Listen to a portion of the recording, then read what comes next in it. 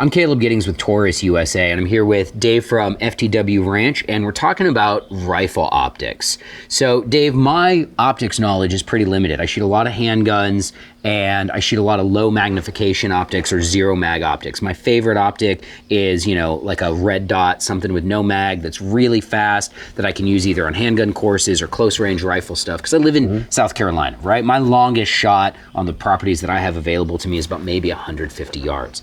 But up here on my Taurus Expedition, I have the Leupold VX5 HD, which is a 3x15.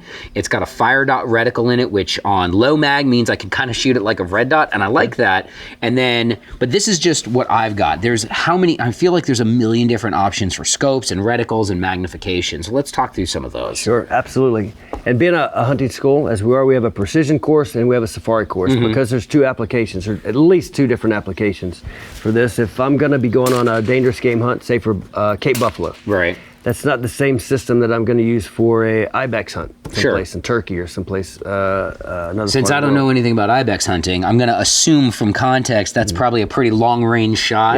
Yeah, or say Marco Polo. I think last year maybe 550 was average shot in really harsh terrain. That is a long way to reach out. But it's a different tool for that job.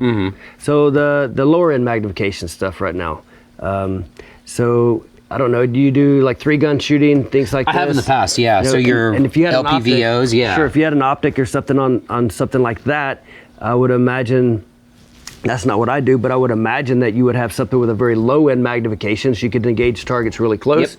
And then you might have a couple of targets out there at 100, maybe even 150, 200 yards, and you need to get out and reach those 300, I don't know. So you'd be looking at something like a 1 to 10 or a 1 to 8 for that. And explain to, for a little bit for my benefit as well as, people watching, but those numbers, right? Like 1-10 or 3-15, that's the magnification that I'm gonna see through the scope, right? Yep, so 1 power, I've got it dialed all the way down. I got a huge field of view, and so I can pick up a target that's really close, 10 yards away from me, okay? So the high power, so that's the 1 to 8, so I've got all the way up to 8 power.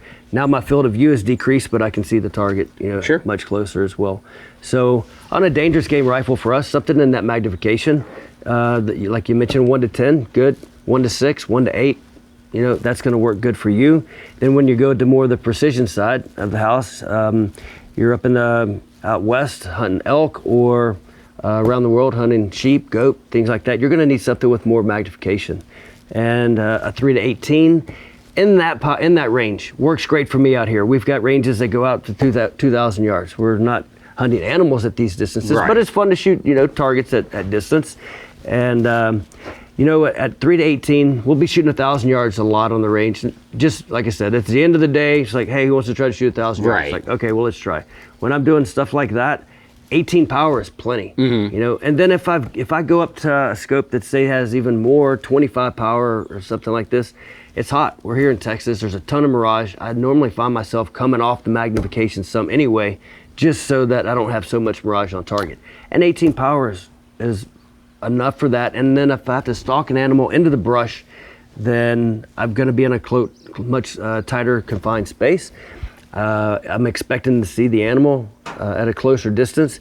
I could decrease down to 3 power, and that's fine for that close range engagement as well. So and it doesn't have to be exactly 3 to 18. Sure, but it's a good balance point. Yeah, sure. That makes sense. Something in that range. Talk to me about different reticles. So I mentioned this has got a fire dot reticle in it, which basically means I've got a crosshair, and then I can press a button on the side and get a red dot in the center of it. Sure. And on the low end magnification, it's been great, right? Yeah. On the high end magnification, now we're shooting targets out 200, 300, 400, 500, out to 700 yards.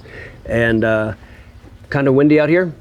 A little windy. So we're gonna have to compensate for the wind. So a reticle that has some type of hash marks on the inside, whether you're in mils or like this scope, you're in minutes, I want a reticle that has something either in 1 or 2 minute increments for windage and for elevation, right?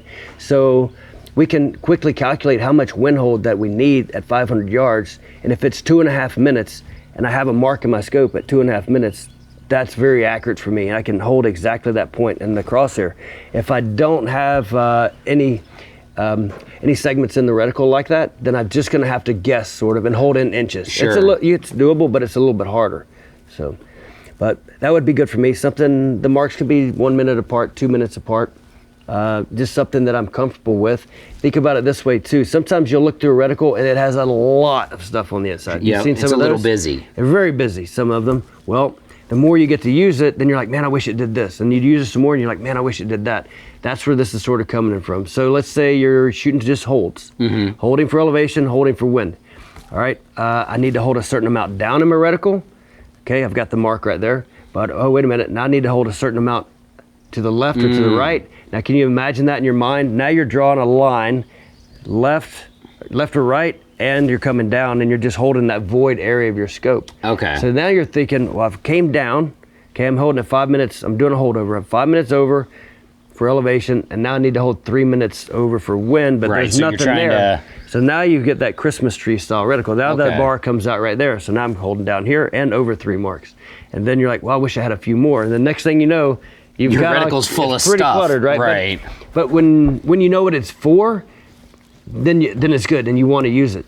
But if you haven't used holdovers for windage or elevation and you just look through the scope for the first time, like, man, that just got a lot of stuff in there that it's just cluttering my vision. And I've looked through a lot of those scopes, and I think because my background is in action shooting and more speed focused stuff, I like a less cluttered reticle. I like a fairly open reticle, but as I've discovered dipping my toe into long range and precision, I also really wanted some MOA lines in my scope. Sure. And Leupold does make scopes that have the MOA line option in them.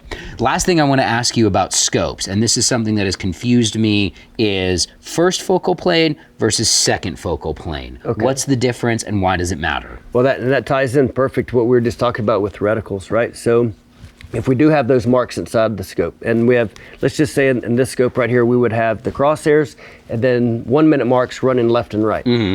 On a second focal plane reticle, as we're going to change the magnification, right? On a second focal plane, that would be true if they're 1 minute apart on high power. Got it. Right now, if I start dropping magnification, I'm changing that reticle unit. shrinks. And the target's going to get bigger and smaller. Right. But the reticle stays the same size. Therefore, the scale's changing. So now that I'm on 6 power, those aren't 1 minute marks anymore. They're going to be something else. So second focal plane, in very simple terms, the target will change size as you increase magnification, but the reticle doesn't change size. That's exactly right. And if you want to use the crosshairs to measure with, you can do it. And you can do it extremely accurately on high power. Max magnification. On first focal plane, though, the reticle changes size with the target In and the proportion. units stay the same. that's right. So if you're on high power and they're 1 minute apart and you go to a less magnification, they're going to be 1 minute apart as well. Okay. So it doesn't matter what magnification that I'm on if you have a first focal plane. Perfect. reticle. And I've always get the question, well, which one do you use? Which Dave? one, Which right. one's better? And like, I can make an argument either way. So we don't have 2 hours, so. No, but if you have more than 2 hours and you'd like to learn a lot more about reticle type, about how to set up your rifle for long-range marksmanship, you guys should really go online, book a class at the FTW Ranch because it's fantastic. And no matter what optic you end up selecting, it's important to shoot it, to train with it, and to be proficient with your guns and gear.